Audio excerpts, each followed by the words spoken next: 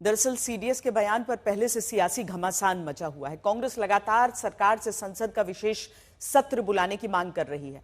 आज तो इसीलिए इंडिया गठबंधन की बैठक तक हुई। असल में सिंगापुर में एक कार्यक्रम के दौरान सीडीएस जनरल अनिल चौहान ने ऑपरेशन सिंदूर को लेकर बयान दिया, जिसको लेकर विपक्ष विशेष सत्र की मांग करने लगा।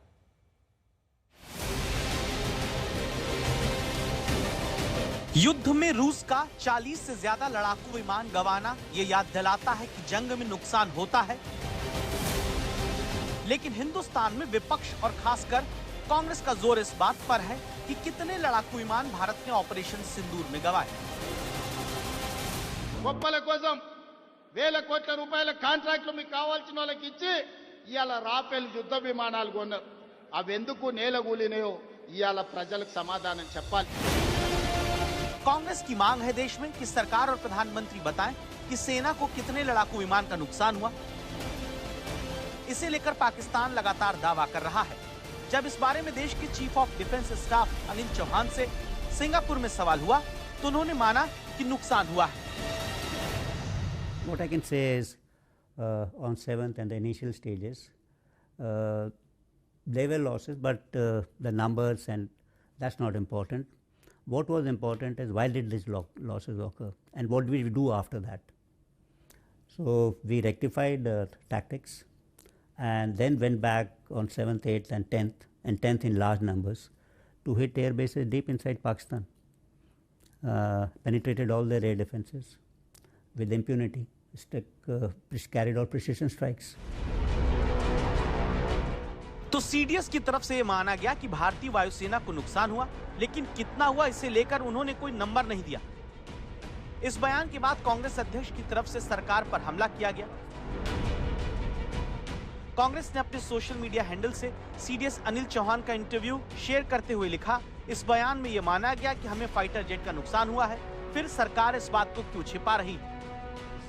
इस तरह सीडीएस के बयान के बाद ऑपरेशन सिंदूर पर घमासान नए सिरे से तेज हुआ, जिसमें कांग्रेस रक्षा तैयारियों पर चर्चा के बहाने केंद्र सरकार को घेरने में जुटी है, तो वहीं बीजेपी की तरफ से कांग्रेस की तुलना पाकिस्तान से की जा रही है। हम मानकर चल रहे हैं कि इस पर चर्चा होगी, बहस होगा पार्लियामेंट में। विपक्ष के साथ भी विश्वास में लेना चाहिए प्रधानमंत्री को। और हमारी एक सवाल है कि क्या जो कारगिल रिव्यू समिति की माफिक समीक्षा की गई थी कारगिल युद्ध के बाद, क्या आप जनरल चौहान जी ने जो कहा है उस मामलों पर भी आप विश्लेषण करेंगे, अध्ययन करेंगे, रिपोर्ट पेश होगा और पार्लियामेंट में उस पर बहस होगी? तो यही सवाल है, क्योंकि इस जो ऑपरेशन सिंदूर के समय में जो हमने देखने को मिला, चीन की क्या भूमिका है, जिस तरीके से चीन और पाकिस्तान के बीच में जुगलबंदी बन गया था एयरफोर्स को लेकर, उसका असर क्या है हमारे भविष्य की रणनीति के लिए, इस पर सोचने की जरूरत है। पाकिस्तान सबूत कांग्रेस पार्टी सब दिन सेना के शौर्य पर सबूत मांगने का काम किया है। ऑपरेशन सिंदूर को दुनिया ने सराहने का काम किया। टारगेटेड अटैक,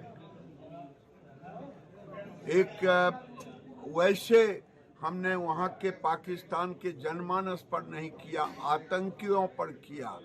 दुनिया इसकी सराहना कर रही है। पाकिस्तान के पास कोई सबूत नहीं मिल रहा है और पाकिस्तान की भाषा खड़गे बोल रहे हैं। इस राजनीतिक विवाद के बीच एक तथ्य ये भी कि जंग में जीतने वाले देश को भी नुकसान उठाना पड़ता है। 1991 का खाड़ी युद्ध इस बात की मिसाल है, जिसमें अमेरिका ने युद्ध में 60 से ज्यादा सैन्य विमान खो दिए। इसी तरह साल 1999 में सर्बिया पर हवाई हमले के दौरान अमेरिका और नाटो सेना ने 2 लड़ाकू विमान खो दिए। इनमें से एक USAF F-16C लड़ाकू विमान था, दूसरा अत्याधुनिक F-117 night hoc stealth attack विमान था। इस तरह जंग में विमान खोना नई बात नहीं कोई। दूसरे विश्व युद्ध में कहा जाता है कि अमेरिका ने युद्ध प्रशिक्षण और दुर्घटनाओं में दुश्मन देशों से 2 गुने विमान खोए। इस तरह अमेरिका ने दूसरे विश्व युद्ध में दुश्मन के जितने विमान नष्ट किए उससे कहीं ज्यादा खो दिए। लेकिन आखिर में जीत अमेरिका की हुई, न कि अमेरिका के दुश्मनों की।